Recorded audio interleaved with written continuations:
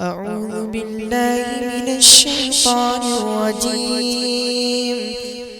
بسم الله الرحمن الرحيم۔ برائیاں بڑھتی جا رہی ہیں، ان کا سد باب کیا جا سکے، عوام کے اندر جو بے راہ روی اور بے دینی پھیلتی جا رہی ہے اس کا سد باب کیا جا سکے۔ اور اللہ تبارک و تعالی نے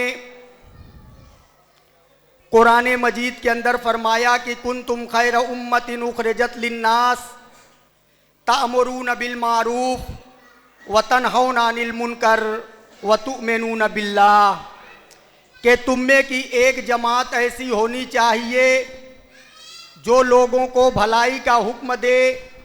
اور برائی سے روکے، وتؤمنون باللہ، کنتم خیر امت اخرجت للناس تأمرون بالمعروف، تم لوگ بہترین امت ہو، لوگوں کی بھلائی کے لیے نکالے گئے ہو، تم لوگوں کو بھلائی کا حکم دیتے ہو اور برائی سے روکتے ہو، وتؤمنون باللہ، اور اللہ رب العالمین پر ایمان رکھتے ہو۔ اور اللہ تبارک و تعالی نے ایک دوسری جگہ فرمایا کہ وَلْتَكُمْ مِنْكُمْ أُمَّةٌ يَدْعُونَ إِلَى الْخَيْرِ وَيَأْمُرُونَ بِالْمَعْرُوفِ وَيَنْهَوْنَ عَنِ الْمُنْكَرِ وَأُولَئِكَ هُمُ الْمُفْلِحُونَ،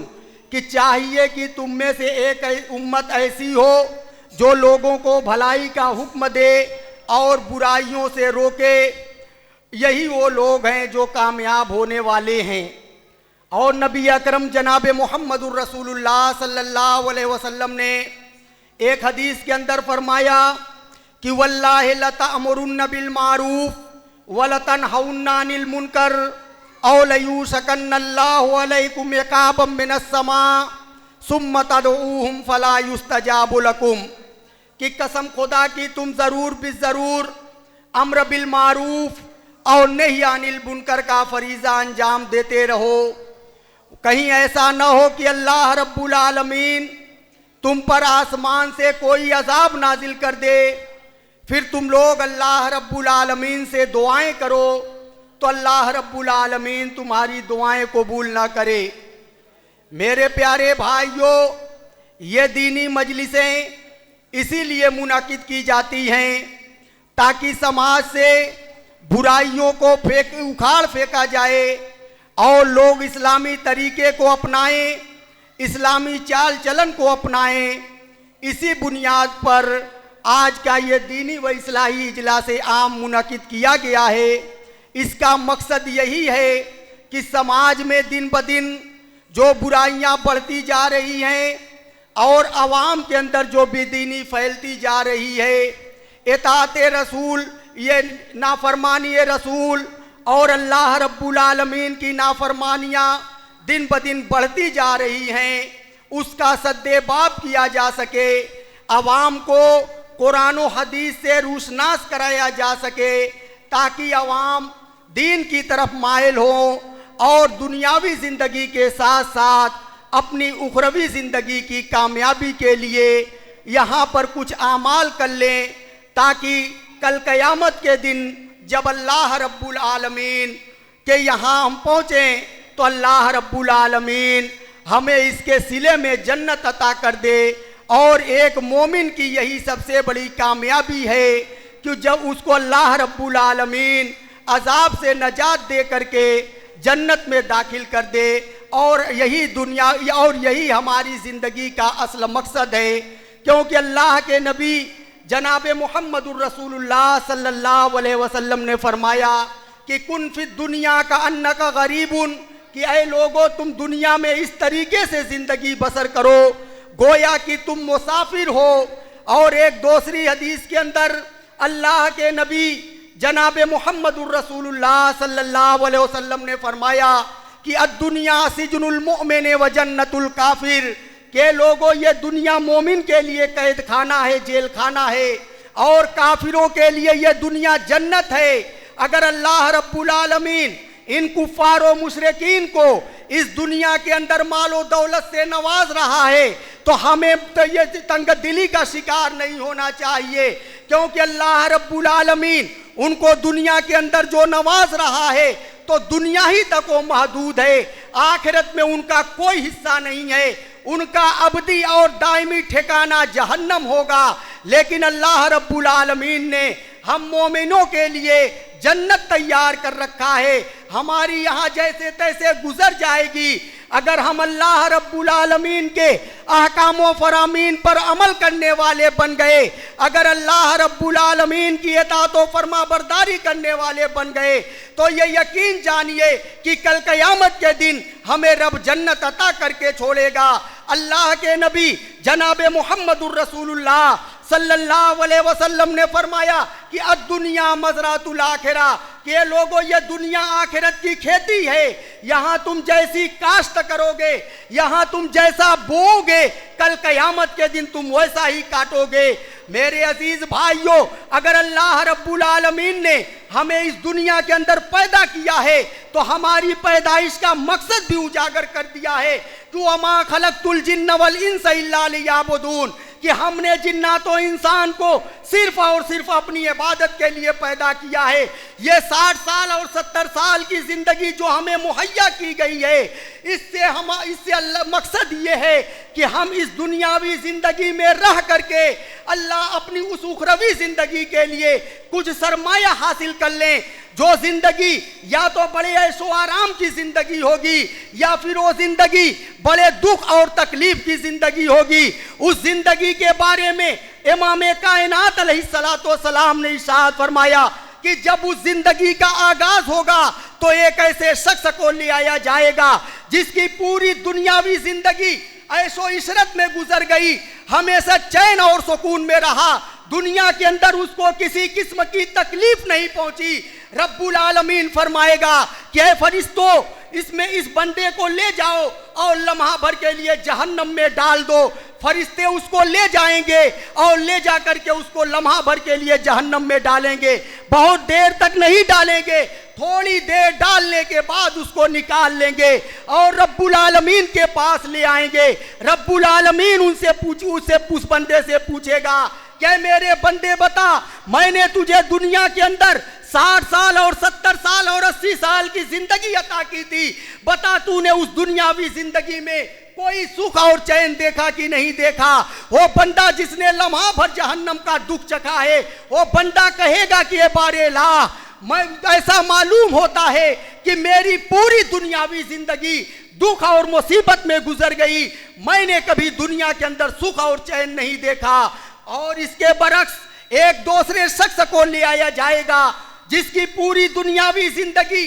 دکھوں میں گزر گئی، تکلیف میں گزر گئی، رنج میں گزر گئی، مصیبت میں گزر گئی۔ اللہ رب العالمین اپنے اس بندے کے بارے میں فرشتوں کو حکم دے گا کہ میرے فرشتوں لے جاؤ، اس کو لمحہ بھر کے لیے جنت میں ڈال دو۔ فرشتے اس کو لے جائیں گے اور لے جا کر کے لمحہ بھر کے لیے جنت میں ڈال دیں گے اور پھر اس کو جنت سے نکال لے آئیں گے اور نکال کر کے اللہ رب العالمین کے سامنے پیش کریں گے۔ اللہ رب العالمین اپنے اس بندے سے سوال کرے گا کہ میرے بندے بتا، میں نے تجھے دنیا کے اندر اتنی لمبی زندگی عطا کی تھی، بتا تو نے اس دنیاوی زندگی میں کوئی دکھ اور کوئی مصیبت دیکھا کہ نہیں دیکھا؟ وہ بندہ کہے گا کہ رب العالمین، یہ لمحہ بھر کا جنت کا سکھ اور چین چکھنے کے بعد ایسا معلوم ہوتا ہے کہ میری پوری دنیاوی زندگی چین اور سکون میں گزر گئی، میں نے دنیا کے اندر کبھی دکھ اور مصیبت نہیں دیکھا۔ میرے پیارے بھائیوں، اس زندگی کو بنانے کے لیے اللہ رب العالمین نے حضرت انسان کو اس دنیا کے اندر مہلت مہیا کی ہوئی ہے۔ جس طریقے سے کھیتوں کی بوائی سے پہلے کسان کو مہلت مہیا کی جاتی ہے، جو کسان اس مہلت سے فائدہ اٹھاتا ہے اور اپنے کھیتوں کی جوتائی کرتا ہے، فاوڑا اور کدال کو اپنے کاندھوں پر رکھ کر کے اپنے کھیتوں کی طرف نکل جاتا ہے، لوگ اس سے کہتے ہیں کہ بھلے مانوس تم کہاں جا رہے ہو؟ جاؤ، سردیوں کی رات ہے، جا کر کے اپنے گھر کے اندر آرام کرو۔ وہ بندہ کہتا ہے کہ اگر آج میں نے سستی اور کاہلی سے کام لیا تو کل جب کھیتوں کی کٹائی کا وقت آئے گا تو سوائے مایوسی کے کچھ میرے ہاتھ آنے والا نہیں ہے، اس لیے میں چاہتا ہوں کہ جب لوگوں کی کھیتوں کی کٹائی کا وقت آئے تو میرا کھیت بھی سرسبز و شاداب ہو، میرے کھیتوں پر بھی بہار چھائی ہوئی ہو، اور میرے گھر میں بھی کچھ دانے آ جائیں، میرے گھر میں بھی کچھ دانے آ جائیں، تاکہ میرے بچے چین اور سکون کی زندگی بسر کر سکیں۔ تو اس کے لیے ضروری ہے کہ میں یہ نہ دیکھوں کہ دن گرم ہے کہ نہیں گرم ہے، رات سرد ہے کہ نہیں سرد ہے، بلکہ یہ دیکھوں کہ اگر آج میں نے سستی اور کاہلی سے کام لیا تو کل جب کھیتوں کی کٹائی کا وقت آئے گا تو سوائے مایوسی کے کچھ میرے ہاتھ نہیں آئے گا۔ بالکل اسی طریقے سے اللہ رب العالمین نے حضرت انسان کو اس دنیا کے اندر ایک مقررہ مدت تک کے لیے مہلت دے رکھی ہے۔ اب جو بندہ، جو انسان اس مہلت سے فائدہ اٹھاتا ہے اور اللہ رب العالمین کی اطاعت و فرما برداری کرتا ہے، اس بندے کو اللہ رب العالمین کل قیامت کے دن کامیاب و کامران اور بامراد کر دے گا۔ اور جو بندہ اللہ رب العالمین کی نافرمانیاں کرتا ہے، اللہ رب العالمین ایسے بندے کو کل قیامت کے دن ذلیل و رسوا کر کے جہنم میں ڈال دے گا۔ میرے پیارے بھائیوں، یہی باتیں علماء کرام بتانے کے لیے آج آپ لوگوں کے بیچ آئے ہوئے ہیں۔ ضرورت اس بات کی ہے کہ ہم اس دینی مجلس میں چین اور سکون کے ساتھ بیٹھیں اور علماء کرام کی گفتگو کو، علماء کرام کے خطاب کو بغور سنیں اور اس پر حتی الامکان عمل کرنے کی کوشش کریں۔ بہرحال بات بہت لمبی ہو جائے گی۔ حضرات گرامی، ہمارے آج کے اس عظیم الشان اجلاس کی صدارت کے لیے احباب نے جس شخصیت کے بارے میں مشورہ دیا ہے، میں سمجھتا ہوں اس کے مستحق بھی وہی ہیں، کیونکہ علامہ اقبال نے میرے کارواں کے لیے جو علامتیں بتائی ہیں، نگاہ بلند سخن دل نواز جاں پرسوز، وہ سب اس شخصیت کے اندر بدرجہ اتم پائی جاتی ہیں۔ علم کی گہرائی، زہد و پارسائی، خدا ترسی اور خشیت الہی جیسے تمام اوصاف موجود ہیں۔ اس سے میرا اشارے کلام عالی جناب عزت مآب فضیلت الشیخ حضرت مولانا عبد القدوس اثری حفظہ اللہ صاحب، استاذ جامعہ محمدیہ کھیدو پورا مئو کی جانب ہے۔ ہماری حضرت والا سے مؤدبانہ و مخلصانہ درخواست ہے کہ ہماری پیشکش کو قبول فرما کر منصب صدارت پر فائز ہوں اور اجلاس کو کامیابی کی راہ دکھائیں۔ مجھے قوی امید ہے کہ احباب کی جانب سے تائید و توثیق کی جائے گی۔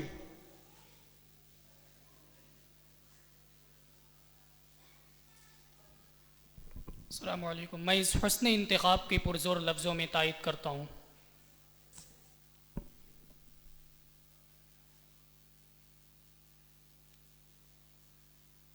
حضرات گرامی، اس دنیائے رنگ و بو میں جتنی بھی آسمانی کتابیں نازل ہوئیں، ان سب میں سب سے افضل، سب سے اکمل اور سب سے اجمل قرآن مجید ہے۔ اور اللہ تبارک و تعالیٰ نے قرآن مقدس جیسی عظیم کتاب کو نبی اکرم جناب محمد الرسول اللہ صلی اللہ علیہ وسلم کو بطور معجزہ کے عطا کیا تھا، بطور معجزہ کے عطا کیا ہے، کیونکہ اللہ کے نبی جناب محمد الرسول اللہ صلی اللہ علیہ وسلم سے پہلے اس دنیا کے اندر جتنی بھی کتابیں نازل کی گئیں، چاہے وہ تورات ہو، چاہے زبور ہو، چاہے انجیل ہو، چاہے صحف ابراہیم ہو، چاہے صحف موسیٰ ہو، یہ سب کتابیں نے یہ جو ہے ان کے اندر تغیر و تبدل کر دیا گیا، ان کے اندر تحریف کر دی گئی، لیکن اللہ رب العالمین نے قرآن مجید کو جب نازل کیا تو فرمایا کہ انا نحن نزلنا الذکر و انا لہ لحافظون، کہ بے شک ہم نے اس قرآن مجید کو نازل کیا اور ہم ہی اس کے حفاظت کے ذمہ دار ہیں۔ آج سے تقریباً 1450 سال پہلے مکہ کی سرزمین پر قرآن مجید نازل ہوا اور اس کے بعد مدینہ کی سرزمین پر نازل ہوا 10 سال تک، اور تب سے لے کر کے آج تک من و ان جس طریقے سے نازل ہوا اسی طریقے سے آج ہمارے درمیان موجود ہے۔ اور اللہ تبارک و تعالی نے نبی اکرم جناب محمد الرسول اللہ صلی اللہ علیہ وسلم سے پہلے جتنے بھی نبیوں کو اور رسولوں کو بھیجا ان کو معجزہ دیتا رہا. حضرت داؤد علیہ السلام کو اللہ رب العالمین نے معجزہ عطا کیا کہ لوہے کو ہاتھ میں لیتے تھے تو لوہا بالکل نرم ہو جایا کرتا تھا, ملائم ہو جایا کرتا تھا, اور حضرت داؤد علیہ السلام اس کو توڑ مروڑ کر کے اپنے کام میں لے لیا کرتے تھے. حضرت سلیمان علیہ السلام کو اللہ تبارک و تعالی نے بطور معجزہ کے ان کا تخت ہواؤں پر اڑتا نظر آ رہا تھا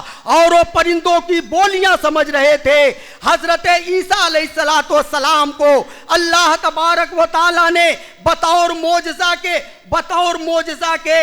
اندھوں کے آنکھ پر ہاتھ پھیرا تو بینائی لوٹ آئی, اور جب مردوں کے جسم پر ہاتھ پھیرا تو زندہ ہو گئے, اور اسی طریقے سے جب مبروسوں کے جلد پر ہاتھ پھیرا تو خوبصورت جلد والے ہو گئے. ان کے زمانے میں حضرت عیسیٰ علیہ السلام کے زمانے میں حکمت و طب کا بڑا زور تھا, اس لیے اللہ تبارک و تعالی نے حضرت عیسیٰ علیہ السلام کو اس طریقے کا معجزہ عطا کیا تھا. حضرت موسیٰ علیہ السلام کے زمانے میں جو ہے جادو کا بڑا زور تھا, اس لیے اللہ رب العالمین نے حضرت موسیٰ علیہ السلام کو بطور معجزہ کے اپنی لاٹھی کو اللہ رب العالمین نے ان کی لاٹھی کو اژدہا بنا دیا. اور اسی طریقے سے جب اپنے بغل میں ہاتھ دبا کر کے نکالتے تو ہاتھ بالکل چمکنے لگتا تھا. حضرت موسیٰ علیہ السلام کو اللہ تبارک و تعالی نے اس زمانے میں یہ معجزہ عطا کیا تھا کیونکہ اس زمانے میں جادو کا بڑا زور تھا. لیکن ہمارے نبی جناب محمد الرسول اللہ صلی اللہ علیہ وسلم کے زمانے میں یہ جو ہے علم کا بڑا زور تھا اور فصاحت و بلاغت کا بڑا زور تھا, اور بڑے بڑے ادبا اور فصاح اس زمانے میں موجود تھے اور بڑے بڑے شعراء موجود تھے. اللہ رب العالمین نے نبی اکرم جناب محمد الرسول اللہ صلی اللہ علیہ وسلم کو بطور معجزہ کے قرآن عطا کیا اور کہا کہ اے پیغمبر جا, میں تجھے وہ معجزہ عطا کرتا ہوں کہ اگر وہ لوگ تجھ سے نبوت کی دلیل مانگیں گے تو میرا قرآن پیش کر دینا. اور میرے پیارے بھائیوں, تاریخ گواہ ہے کہ اس زمانے میں اتنے عظیم عظیم خطبہ وہ موجود تھے کہ اپنے تقریروں سے قوموں میں آگ لگا دیا کرتے تھے, اور جب نیزے کا سہارا لے کر کے خطاب کرتے تو جوش میں نیزہ ان کے ہاتھوں میں چبھ جایا کرتا تھا, لیکن خطاب کرنے والے کو اس کا احساس بھی نہیں ہوتا تھا. اللہ رب العالمین نے نبی اکرم جناب محمد الرسول اللہ صلی اللہ علیہ وسلم کو قرآن بطور معجزہ کے عطا کیا ہے. میرے پیارے بھائیوں, جو 1400 سال پہلے مکہ کی سرزمین پر نازل ہوا اور آج ہم امین وان ہمارے درمیان موجود ہے,